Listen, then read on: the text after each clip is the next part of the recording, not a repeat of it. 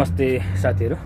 होइन, हाम्रो यो नेपाली समाज किन यति साह्रो जातिवादी अथवा समुदायवादी भयो यार? गल्ती गर्नेलाई जातिवादी जनजातिको छोरो भन्दैमा यार ढाकछोप गर्नु मिल्छ? गल्ती गर्ने चाहे जुनसुकै समुदायको होस्, जुनसुकै होइन जातिको होस्, आदिवासी होस् कि जनजाति होस् कि जोसुकै होस्, छोड्नु हुँदैन। यसरी हामीले छोड्दै गयौँ भने समुदायबाट चाहिँ उहाँलाई चाहिँ होइन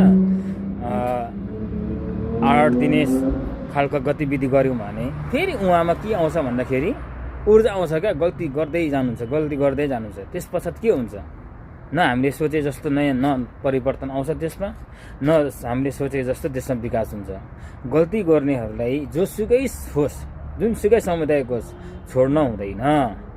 यही हो मेन कुरो। आदिवासी जनजातिको छोरो भन्दैमा चाहिँ होइन बल दिने काम नगरौँ।